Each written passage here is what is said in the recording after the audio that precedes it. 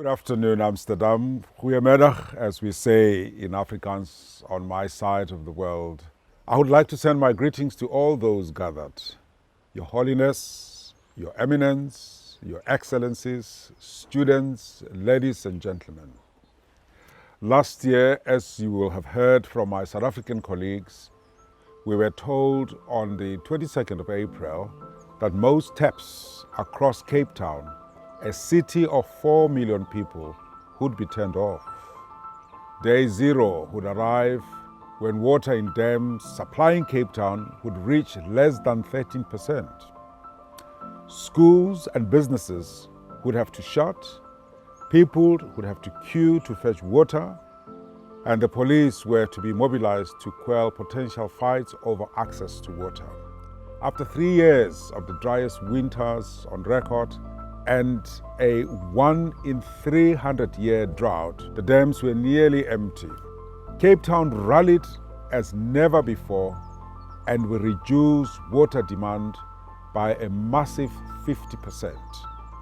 Week by week, we pushed back day zero until the winter rains came again. How did the faith community respond? At first, we were on our knees, praying for a miracle. But then we realized that we must pray for something deeper. We must realize again that water is sacred, a gift from God. We had reduced water to a commodity. We had lost the sense of the sacredness of water, seeing it as something that comes out of a tap. As Christian members, we become members of the family of God through the sacred waters of baptism. Water is our primal element. Similarly, our Muslim brothers and sisters wash their hands before they pray 5 times a day. We could extend that to other religions and our Jewish brothers and sisters. Water flows through the pages of the Bible, the Quran, the Talmud, and many other sacred scriptures. At the start of creation, we read that the Spirit of God was hovering over the waters. At the end of the Bible, in Revelation, we read that the waters of life flow from the throne of God. Water rushes, gushes, pours through the pages of the Bible in 722 verses. We must recognize again that water is sacred and commit to protecting it. Then relying on prayer alone and doing nothing to safeguard this precious gift is theologically irresponsible. Churches started committing to water harvesting, grey water, checking for leaks as they called for rain in their prayers. Secondly, we awoke to the reality of water justice. Many people in our city live day zero every day of their lives because they must carry water to their homes in informal settlements from communal taps. It is said that you do not realize the value of water until you have to carry it. Cape Town is one of the most unequal cities in the world. On the one side are homes with more bathrooms than people, with big swimming pools and vast lawns for a couple of children to play on. On the other side, nearly 20% of Cape Town comprises informal homes, where 5 or more families share one communal toilet and tap, and more often than not, the toilets are out of order. Girls are afraid to use the communal toilets at night for fear of being attacked and raped, and during the day, children often play in filthy water, sleeping from poorly serviced toilets and polluted water running from homes. Clean drinking water and sanitation is the most fundamental human right. It is central to the well-being of all people on the planet, and the lack of access to clean, fresh water is one of the most serious threats to human health. The book of the prophet Amos gives us a strong challenge. Let justice roll, let justice flow down like rivers, and righteousness like a never-ending stream. Amos 5:24. So how can we respond as the church to the challenges of water? We must protect our rivers and aquifers. In South Africa, half of our surface water comes from only 10% of the land. These catchment areas must be protected as a priority. Cape Town is the only city to contain a catchment area, the Table Mountain water source area. The city's water demand has grown, so it now draws most of its water from mountainous areas outside the boundaries of the city. What a wonderful picture of water coming from the throne of God, water flowing from the beautiful mountains that surround us. Water that needs to be treasured and protected. The challenge is not that the rains do not fall. Many of the threats to water come from companies who pollute rivers with industrial pollution. In South Africa, we suffer greatly from acid mine drainage, affecting our water systems. The shareholders of mining companies make a profit, but the local municipalities are left with water degradation.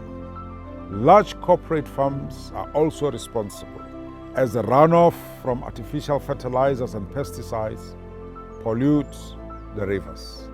We are holding courageous conversations from here at Bishop's Court with the mining companies to challenge them on some of these environmental issues. Churches are adopting local rivers as part of their spiritual journey, recognizing them as their own Jordan River, holding regular cleanups, putting in litter traps, planting trees, and taking shared responsibility. To care for our rivers, we must become passionate campaigners against the scourge of plastic waste. At our last synod, the Anglican Church of Southern Africa passed a motion calling for a ban on single-use plastic. If we want to fight for water justice, we must fight for climate justice. Studies tell us that if we do not act fast in the next 11 years, then the results will be devastating. The rise in temperature threatens farming, dam levels, and our natural environment. Plants, birds, and vulnerable amphibian species. Our food supply, water security, and economy will be under threat. We may not be around to see the worst impacts of climate change, but our children will be. In the end, the harsh, uncomfortable truth is we do not inherit the earth from our ancestors. We are stealing it from our children. The Bible tells us in Romans 8:22 that creation is groaning as in childbirth. This is an image of great suffering, but ultimately it is a vision of hope. The birth of water will break and will see new life come forth. Clean water flowing from the throne of God and bringing healing to the nations. Creation is standing on tiptoe, waiting for the sons and daughters of God to be revealed. We have delayed too long. If you want to do something, then change your lifestyle, influence your congregation and communities, and challenge your politicians, and let us make fighting climate change the highest priority on all of our agendas. Let me end with the challenge to us all. We have lived our lives by the assumption that what was good for us will be good for the world. We are wrong. We must change our lives so that it will be possible to live by the contrary assumption that what is good for the world will be good for us. And that requires that we make the effort to know the world and learn what is good for it. It means living the good of the community for all of us, not living for my own personal needs. It means living that we and not me. To sum up, let us end the indifference.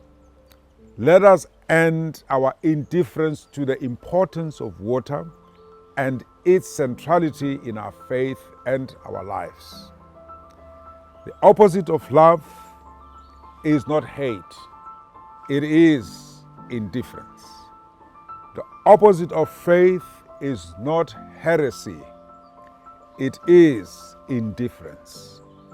The opposite of life is not death, it is indifference. The opposite of hope is not despair, but indifference. May we become the agents of hope. God bless you, your families. God bless the world. God loves you, and so do I. Have a good conference.